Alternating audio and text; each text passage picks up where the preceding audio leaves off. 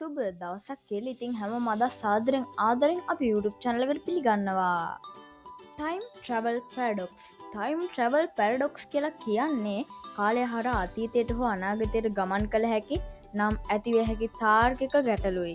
මේ විද්‍යා ප්‍රබන්ධවල ජනප්‍රිය මාතෘකාවක් වුවද භෞතික විද්‍යාවේදී ඉතා රසවත් සාකච්ඡාවක් වෙනවා. කෙනෙකු අතීතයට ගොස් තමන්ගේ ඉතිහාසය වෙනස් කළහොත් වර්තමානයට කුමක් සිදුවේද? ඉතින් එන්න දැනුවත් අයට තාදනකන්ටත් නොදැනුවත් අයට දැනගන්නට තමයි මේ වීඩියෝව. ඉතින් මේ Take and Learn.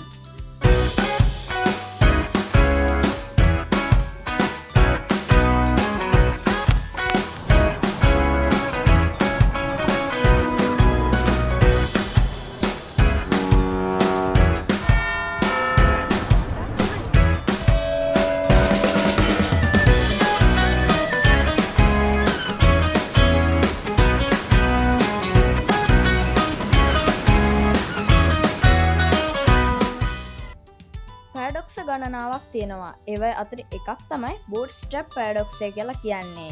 උදාහරණයක් ලෙස අනාගතයේ සිටි කෙනෙකු අතීතයට ගොස් විද්‍යාඥයෙකුට අලුත් සොයා ගැනීමක් ගැන පොතක් දුන්නා කියලා සිතන්න. විද්‍යාඥයා ඒ පොතෙන් ඉගෙනගෙන එම සොයා ගැනීම සිදු කරනවා. පසුව අනාගතයේදී එම පොතම නැවත අතීතයට ගෙන යනවා. එවිට එම දැනුම මුලින්ම ආවේ කොතනින්ද? නිර්මාණකරුවෙක් නොමැතිව තොරතුරු පෙන්වාගේ පවතිනවා නේද? අද වනතුරු කාල ගමන සැබාවක් ලෙස ඔප්පු වී නැහැ. නමුත් ටයිම් ට්‍රැවල් පැරඩොක්ස් අපට කාලය හේතුව සහ ප්‍රතිඵලය ගැන ගැඹුරින් සිතන්න උනන්දු කරවනවා. මේ නිසාම මේ විද්‍යාවෙත් කතන්දර ලෝකෙත් අතිශය ආකර්ශනීය මාතෘකාවක් බවට පත් වෙලා තියෙනවා. ඉතින් යාළුවනේ, ඔයගොල්ලන්ට මතකද මං පසුගිය වීඩියෝ එකකින් කිව්වා සතිය පැනයක් ගැන. ඉතින් ඒක තමයි බටහිර වෛද්‍ය විද්‍යාවේ පියා කවුද? ඉතින් යාළුවනේ, බටහිර වෛද්‍ය විද්‍යාවේ පියා තමයි හිපොක්‍රටිස් කියන්නේ. ඉතින් යාළුවනේ, මන් දැන් හදන්නේ ඔයගොල්ලන්ට අද දවසේ සතිය පැන ඉදිරිපත් කරන්න. ඉතින් යාළුවනේ, මෙන්න මේකයි සතිය පැනය. ඉන්දියාවේ විශාලතම නගරය කුමක්ද? ඉතින් යාළුවනේ, ඔයගොල්ලෝ විශාලතම නගරය මොකක්ද කියලා කමෙන්ට් සෙක්ෂන් එකේ දාගෙන යන්න කියලා අපි මතක් කරනවා. ඉතින් යාළුවනේ, අපි නැවතමු වීඩියෝ එක වෙතට. කාලගමන සැබෑවක් වුවහොත් එය මිනිස් ඉතිහාසය, විද්‍යාව සහ සමාජය සම්පූර්ණයෙන්ම වෙනස් කරන්න පුළුවන්.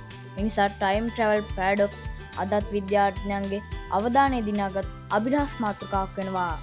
ඉතින් යාළුවනේ, අපේ කෙටි වීඩියෝ එක ගැන ඔයා මොකද හිතන්නේ? යාළුවනේ, හිතෙන් දෙක කමෙන්ට් පාරකින් දාගෙන යන්න කියලා අපි සාදරයෙන් ආදරෙන් මතක් කරනවා.